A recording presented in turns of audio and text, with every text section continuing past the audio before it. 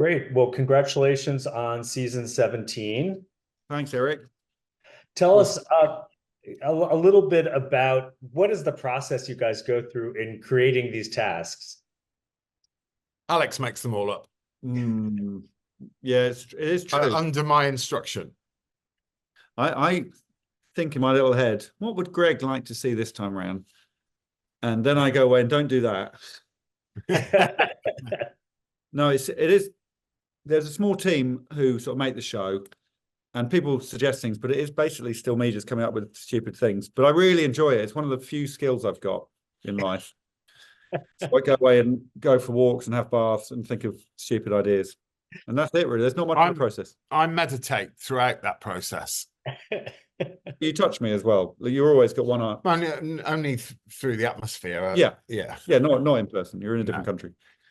Well, what makes a good task? Like what makes something that you think these guys and women can turn into something that's funny? Well, I always think when they open it, they don't know what's coming. You want the audience to really want to see what's going to happen next. So when they read it out and they go, oh, okay, I can't wait to see how this person does it and this person. And they've also all got to be able to approach it in a different way. That, like, if 5 people did exactly the same thing, there's nothing there. So I think that's one of Alex's talents, is that he creates tasks that have a multitude of possibilities for the way that someone could respond to it. You know, they're never driven down a specific path, so we allow their brains to unravel, and we watch the results. So what from season 17, do you have a favorite task and a least favorite task? We were laughing about this in an earlier interview that I can't remember any of them. The horse task. Yeah, there's one where they had to do a big dot to dot in a field, and it was a really hot day, and it just looked epic scale, which is great, but it's still just a kid's game of trying to make a dot to dot puzzle. Have you frozen, Eric? No, I'm here. Oh, you haven't? Oh, phew. Sorry, Eric. Eric's just I'm just naturally lifeless. Why don't you want Eric to be happy? I had a panic about Eric. I thought, sorry, Eric. I don't think we don't really have least favorite ones. We tend to. It's just. Can you remind me what the one was with Sophie Willen? She had to get something far away from the plinth outside, and she totally failed within seconds. Do you remember that task? Yeah, I do, but I don't remember the details. And they do all blur into one a bit, Eric. But I tell you one I really enjoyed in this one. There's a team one where they had to use green screen. They had to make a sort of special effect. And it was so bad. Their attempt was so rubbish. I think the good thing about the show is if they do something well, that's good. And if they do something badly, it's even better. I like it when they cock up completely. That's why I'm half remembering this task that Sophie failed at within 10 seconds. She failed, and I think she just said, I think her response was, well, that's that then. Yeah, they had to flip a flapjack, flop a flip flop. That's right. And she just did it there, and yeah.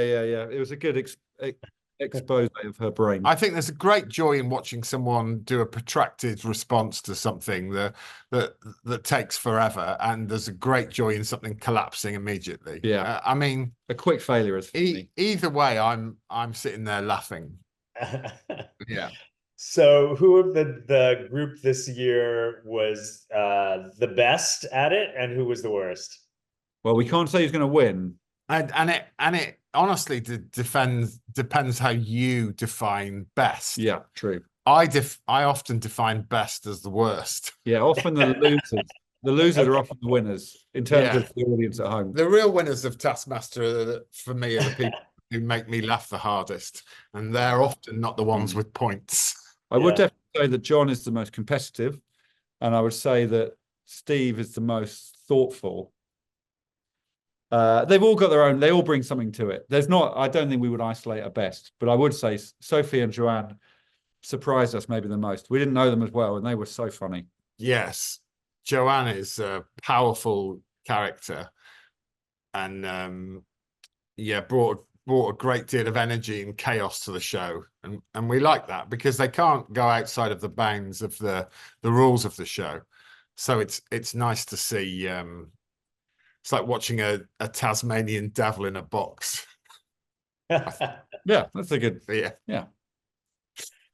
But So we should mention Nick as well, because Nick was so delightful Yeah. throughout. And Nick was dressed as a vampire throughout, which yeah, I didn't quite understand why he was dressed as a vampire. I don't think Nick understood why he was dressed as a vampire. No, I think he might have read the wrong brief. Like, Yeah. he got offered a role in a film in the same week. I was like, well, I thought I must have missed something. No, I think he's just misread emails. So when you seek out these contestants, what are you looking for in someone to be on the show? Like, what is your ideal competitor? it's mainly funny people. I want to pick people who I want to see what they're going to do. So people with interesting brains, a bit of a mix, but we don't really have a formula for it. That, you know, I just want to, yeah. Like this group, I think we probably ask Steve first because he's a bit of a more experienced than the others. And once you got Steve, you think, oh, maybe let's have someone who's really a bit more, well, a different personality. But yeah, there's no real answer to that except just funny, surprising people. That's kind of it. And as I've said many times, they always confound our expectations. So we might think, well, this person's going to be scatty and disorganized, and then they might turn out to be quite the opposite. And that's what, for me, as someone who's just sitting there making judgments, it's the joy of the show is I will have in my mind how they're going to respond to it, and they never do. Yeah. Alex and Greg, thank you so much for yet another season of Taskmaster. I really enjoyed what I've seen so far and can't wait to watch the rest of them. Thanks, Eric. It's very nice to meet you. Really nice to meet you. And I'm sorry that Alex was so personally insulting about your smile. I'm just like naturally lifeless and flat. So, you know. So I think you look great. I won't stop thinking about that moment. I'm sorry, Eric. Take care, guys. Bye-bye. Okay, thanks, Eric. Bye. Thanks for watching the You Interview channel. With over 3,000 original celebrity videos, we have one of the largest collections of celebrity interviews anywhere. So remember to like and comment on our videos and subscribe to the channel. If you want to get more involved, you can become a member of the channel.